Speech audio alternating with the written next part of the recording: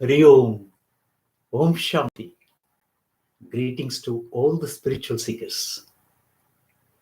Let's talk about a little bit on the internal pranayam again, as it is very important for all of us to maintain our bodies so that you make them very strong, just like a diamond, for you to provide the best shelter to your own true self, that you are individualized Atma emanating from the super soul. Mayeva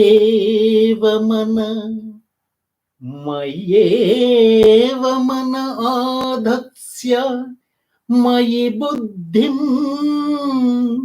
niveshaya. Mayeva mana adhatsya mayi buddhim niveshaya. Nivasishyasi mayeva ata urdhvam. Nivasishyasi mayeva ata urdhvam na samshayah.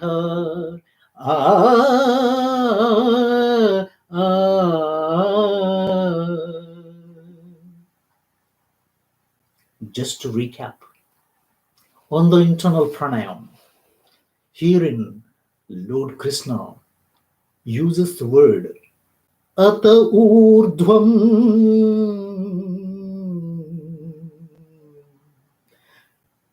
Nivasishyasi na samshayah. If you fix your mind, if you apply your intelligence exclusively onto me, you will get me right here in your Bhrukuti. There is no doubt about it. There is no doubt about it. All in all, you need to practice on a daily basis that internal pranayam, wherein you join your apana with prana and prana with apana, thereby you balance that life force energy for you to realize yourself, realize Lord Krishna right here in your Bhrukuti, and then get to the Mahabharat, that great effulgence, that illumination radiating everywhere.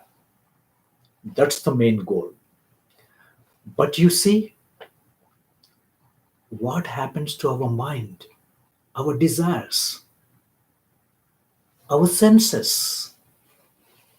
Our senses always, they scan for sense enjoyment by attaching to the sense objects and sense subjects. That's the problem.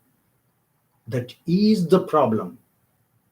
When you cannot control your senses, ears, eyes, nose, tongue, and touch, all five of them need to be controlled, then you are on the right path, treading the path of materialism, at the same time spiritualism, balancing those two, balancing your life, balancing your mind without wavering. That needs to be done in order to accomplish that most sort of the human goal.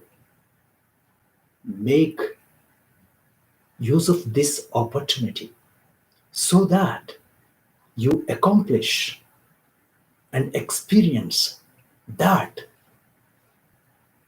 Satchitananda,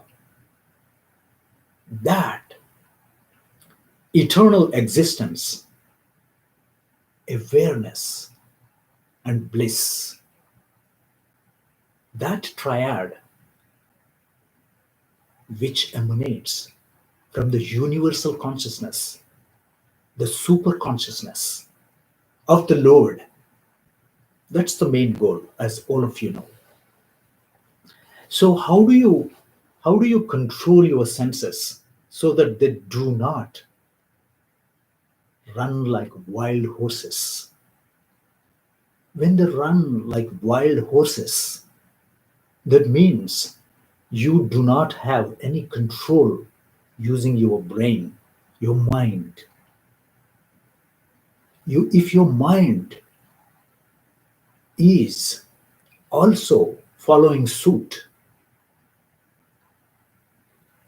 of those senses, because the senses are attached to the sense objects, you are not using your intellect as well.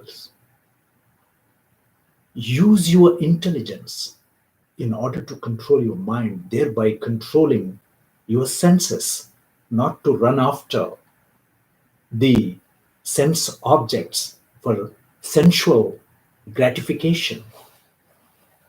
Majority of the human beings get engrossed in satisfying their senses.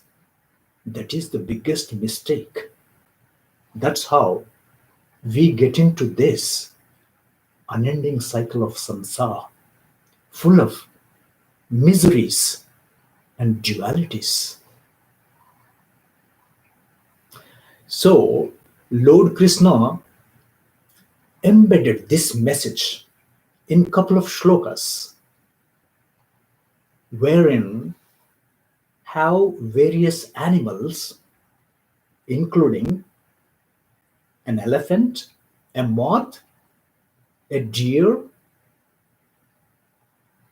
a fish, and a bee, five of them related to five different senses: your ears, eyes, nose, tongue, and touch.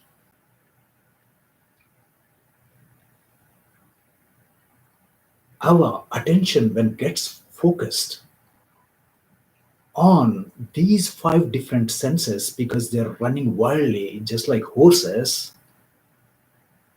behind or after the sense objects to satisfy them, then you do not have your mind controlling them.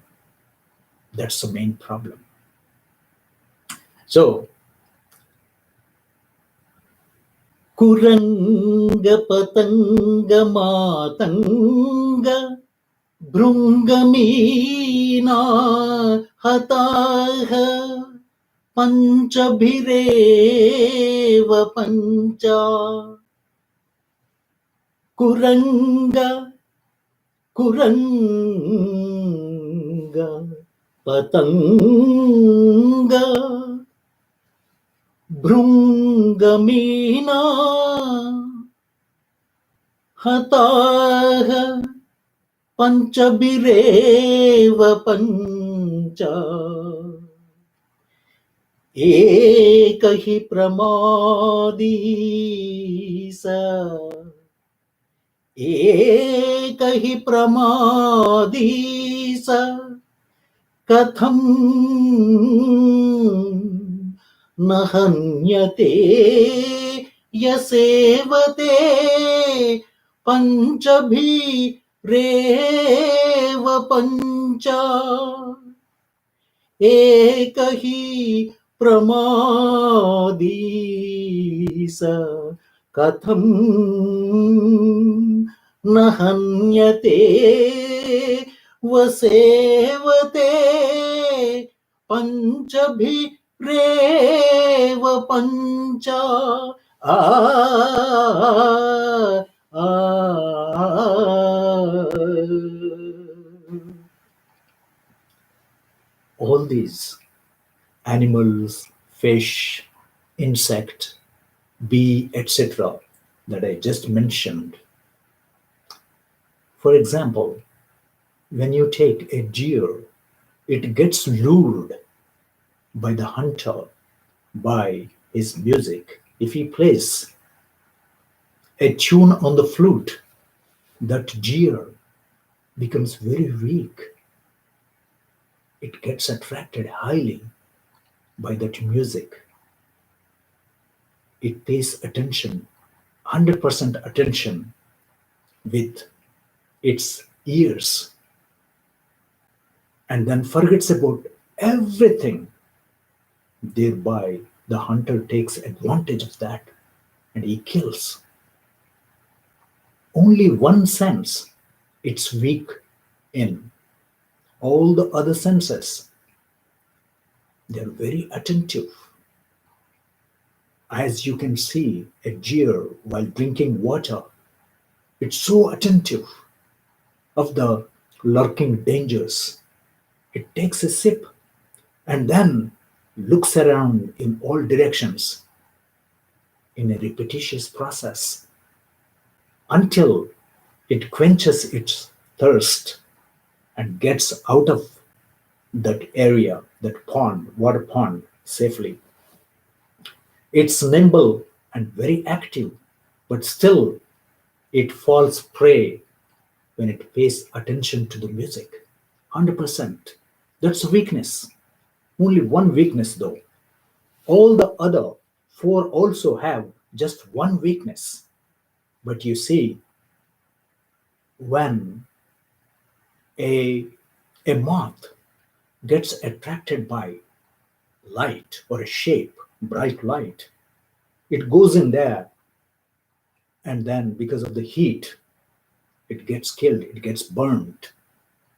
You see, it has that photo attraction, a particular chemical in such insects. They change their configuration from trans to cis or cis to trans.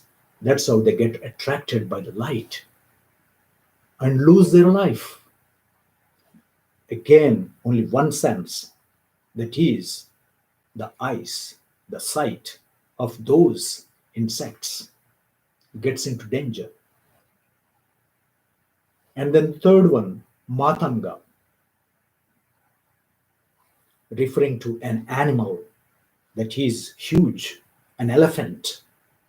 An elephant is trapped by hunters when they put a female one in front of it at a distance. And that's how it gets lured. When the male elephant wants to be in union with the female, you see, it is the weakness of touch, that desire to be with a female puts the huge elephant in danger. And then the fourth one, a, a bee, when it collects honey from different flowers, it gets attracted by the smell, the fragrance of the flowers. It collects from different flowers and then eventually goes to the most beautiful flower, a lotus flower with beautiful petals. It goes in there and it actually enjoys the honey. It's not satiated. It wants to get more and more, more and more. And then you see the petals of the lotus flower, they close at sundown. This bee does not understand because it is so weak in getting that nectar from the lotus flower. And when the petals close, you see, it cannot get out. It gets trapped. It gets killed. It cannot breathe. That's the weakness of a bee. Lastly, A fish, although it has a lot of food in the water, it gets lured by a small worm. When the fisherman lures the fish, it gets hooked, and then it becomes either lunch or dinner to the fisherman, or he will sell that injured fish in a market. You see, five weaknesses, pancha bhireva pancha. But you see, all these five of them, they have only one weakness. All other senses, they work very well to defend themselves, to take the right decision. What about human beings? We have also five senses, but you see, we are weak. We can become slaves to all sorts of sense objects. Either we become slaves, or we become, we actually fall prey if you neglect your five senses. You gotta be careful. Do not neglect your senses. They have to be under control of the mind. Your intellect can help you to control the mind. But you see, on top of all these things, you got to think about your identification, the true identification as Atma, that soul. Then only you will be able to control all these without neglecting anything, without harming yourself or harming others. You got to recognize yourself as the soul energy.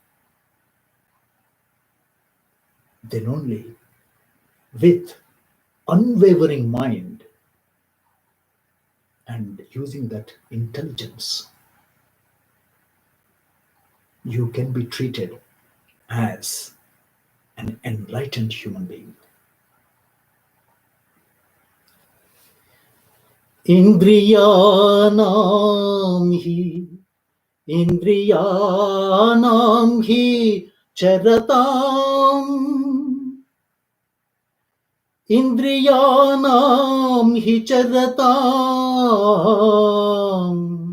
Yanmano anuvidhiyate, Indriyanam hi charatam, Yanmano anuvidhiyate, Tadasya harati pragnam,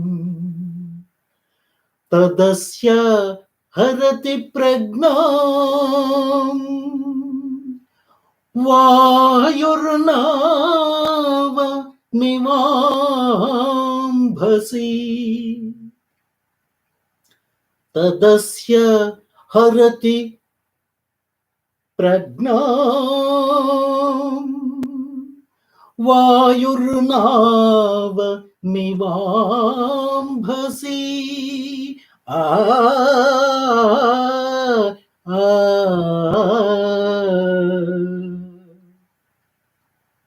Indriyanam hi charatam.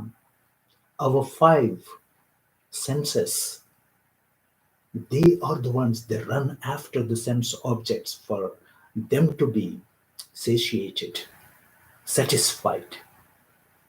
Without the control of the mind, they actually make the mind run after them, become a slave to those senses.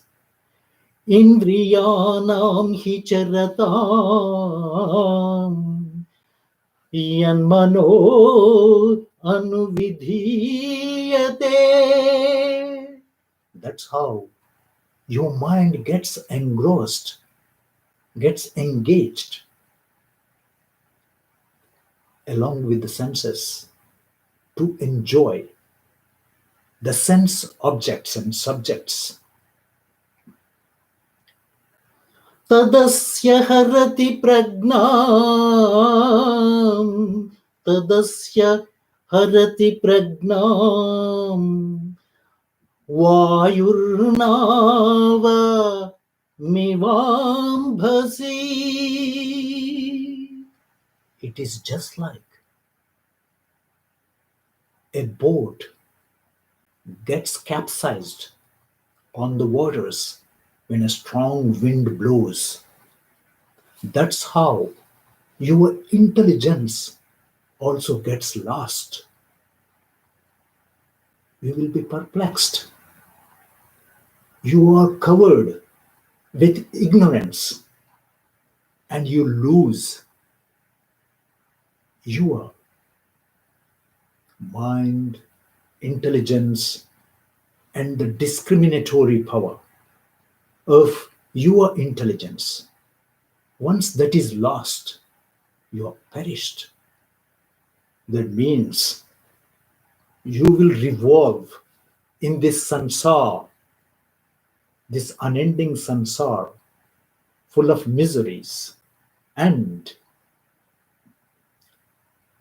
that aspect where you will be mortal forever, revolving in that cycle of rebirth and death. Do we need that?